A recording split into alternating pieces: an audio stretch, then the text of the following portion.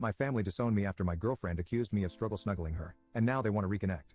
My ex-girlfriend cheated on me, and after I found out and confronted her about it, she got scared and told nearly everybody we knew that I had struggle snuggled her to cover up her cheating. I was placed in custody during the investigation, however, I was released as there was no evidence. My parents had already disowned me, and most of my friends had distanced themselves from me. I wasn't even proven innocent by a jury, so my parents still believed me to be a struggle snuggler who had gotten lucky. My best friend began to help me behind their backs, and I ran away.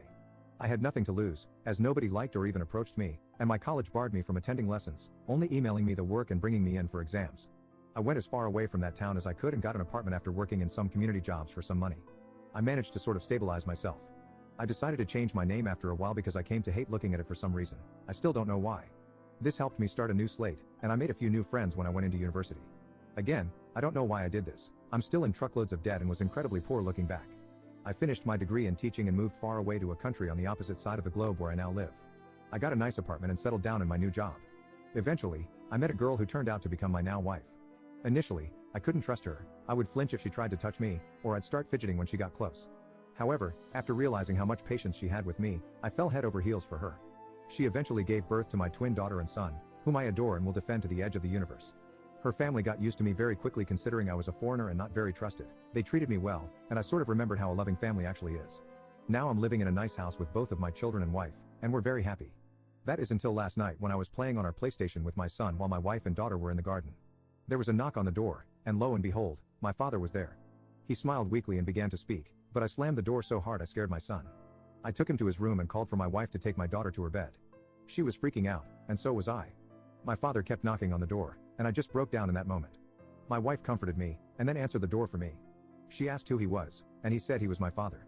I had given my wife a vague background of me, and she had nothing but sorrow for me. She looked understandably pissed and began to scream at my father for abandoning me and whatnot. After she calmed down, I told her to let him in and instructed her to go to our kids' bedroom to keep them busy while I talked to my dad. He explained that he was doing my ex-girlfriend a favor by clearing some stuff on her phone. While he was managing her messages, he stumbled upon a conversation between her and the guy she cheated on me with, expressing guilt for ruining my life and a desire to take it all back. My father didn't confront her, as he wasn't ready to revive a dead situation, but silently began to search for me to share his belief in my innocence. I don't even know how he found me, but I don't care because he's here. Now, for the part I need help with.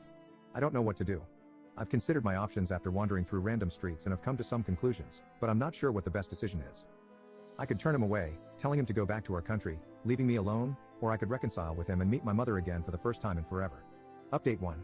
I visited my father in his hotel and informed him that I wouldn't reconcile with him or anything like that. He had tears in his eyes but was understanding. He mentioned that he had told my mother about her and cut my ex-girlfriend off from the family entirely. I asked him why there was still contact, as many of you questioned, and he explained that she apparently felt too guilty to really let us go. I'm not too inclined to believe it, as were many of you, but it's closure enough for me. Apparently, my mother didn't take the news too well and tried to get my phone number, but my father didn't let in. Not sure what I could really trust, given that I feel most of it is just a ploy to get me back into their lives, but after they threw me out onto the streets like a rabid dog, it just makes me sick. My son did end up asking who was at the door, but I told him that it was a colleague. I plan to tell both of them what happened to me in my past when they're older or going through tough times to let them know that I understand. We're all fine. It shook me up a bit, but I hope I have my father's word on him keeping my new life a secret.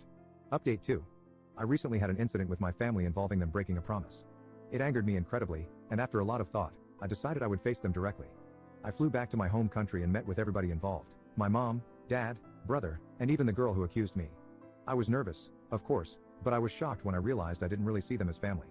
I recognized them, of course, but I didn't see them the way I see my wife, kids, and in-laws. My mother started by breaking into tears and trying to apologize. I just felt disgusted by it. My father comforted my mother, and my brother was the one who kept his composure and initiated the conversation. He asked me how I was doing, and I responded by telling him to cut any small talk and that this meeting was on my terms.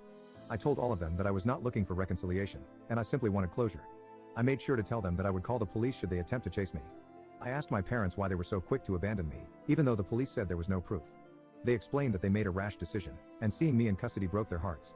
I called them out on it since they didn't try to stick up for me or anything. Then, I asked my brother why he never contacted me.